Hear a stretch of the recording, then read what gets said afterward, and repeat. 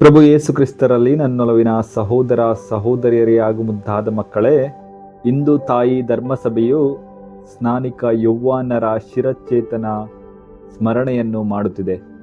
ಪ್ರಿಯರೇ, ಸ್ನಾನಿಕ ಯೌವಾನನು ಪ್ರಭು ಯೇಸು ಕ್ರಿಸ್ತರ ಹಾದಿಯನ್ನು ಸಿದ್ಧಪಡಿಸಿದವನು, ಸತ್ಯಕ್ಕೆ ಸಾಕ್ಷಿಯನ್ನು ನೀಡಿದವನು ಹಾಗೂ ಆತ ಸತ್ಯ ಹೇಳಿದಂತಹ ಒಂದೇ ಒಂದು ಕಾರಣಕ್ಕೋಸ್ಕರ ಆತನ ಶಿರವನ್ನು ಕಡಿಯಲಾಯಿತು.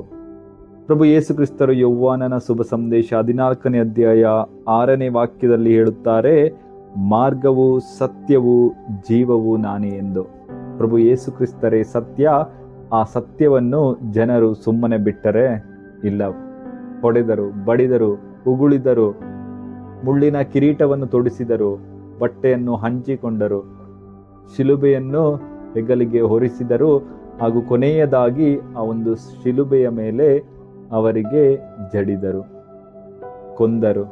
ಪ್ರಿಯರೇ, ಈ ಪ್ರಭು ಯೇಸು ಕ್ರಿಸ್ತರು ಹಾಗೂ ಸ್ನಾನಿಕ ಯೌವಾನ ಇವರ ಕೊಲೆಯಲ್ಲಿ ಸತ್ಯವನ್ನು ಬಚ್ಚಿಡುವಂತಹ ಸಾಹಸ ಮಾಡಿದರು, ಆದರೆ ಸತ್ಯವನ್ನು ಮುಚ್ಚಿ ಹಾಕಲು ಅವರಿಂದಾಗಲಿಲ್ಲ. ಪ್ರಭು ಯೇಸು ಕ್ರಿಸ್ತರು ಪುನರುತ್ಥಾನಗೊಂಡರು, ಸತ್ಯವು ಜಯಿಸಿತು. ಪ್ರಿಯರೇ, ತದನಂತರ ನಾವು ನೋಡುತ್ತೇವೆ ಅನೇಕ ಸಂತರುಗಳು, ರಕ್ತ ಸಾಕ್ಷಿಗಳು ಪ್ರಭು ಯೇಸು ಕ್ರಿಸ್ತರಿಗೆ, ಶುಭ ಸಂದೇಶಕ್ಕೆ, ಸತ್ಯಕ್ಕೆ ಸಾಕ್ಷಿ ನೀಡಿದ್ದಾರೆ, ತಮ್ಮ ಜೀವನವನ್ನು ಕಳೆದುಕೊಂಡಿದ್ದಾರೆ. ಅವರೆಲ್ಲರೂ ನಮಗಿಂದು ಒಂದು ಮಾರ್ಗದರ್ಶಕರಾಗಿದ್ದಾರೆ.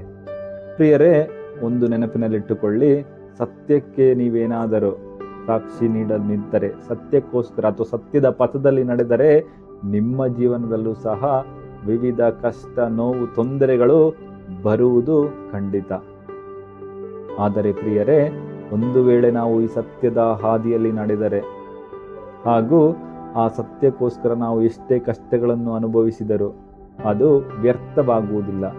ಏಕೆಂದರೆ ನಮಗೆ ಶುಭ ಶುಕ್ರವಾರ, ಆ ಪ್ರಭುವಿನ ಮರಣ ಕೊನೆಯದಲ್ಲ, ಬದಲಾಗಿ ಪುನರುತ್ಥಾನ ಇದೆ. ದೇವರು ನಮಗೆ ಒಂದು ಕಿರೀಟವನ್ನು ಸಹ ನೀಡುತ್ತಾರೆ, ನಿತ್ಯ ಜೀವವಿದೆ. ಆದ್ದರಿಂದ ಈ ಒಂದು ಸತ್ಯದ ಹಾದಿಯಲ್ಲಿ, ಆ ಒಂದು ಪಥದಲ್ಲಿ ಎಷ್ಟೇ ಕಷ್ಟಗಳು ಬಂದರೂ ಸಹ ಅದರಲ್ಲಿ ನಡೆಯಬೇಕಾದಂತಹ ಆ ಒಂದು ವರಗಳಿಗೋಸ್ಕರ ನಾವು ದೇವರಲ್ಲಿ ಇಂದು ವಿಶೇಷವಾಗಿ ಪ್ರಾರ್ಥಿಸೋಣ. ದೇವರು ನಮ್ಮೆಲ್ಲರನ್ನು ಆಶೀರ್ವದಿಸಲಿ. ಆಮೇನ್. ಅಲ್ಲೆಲೂಯ.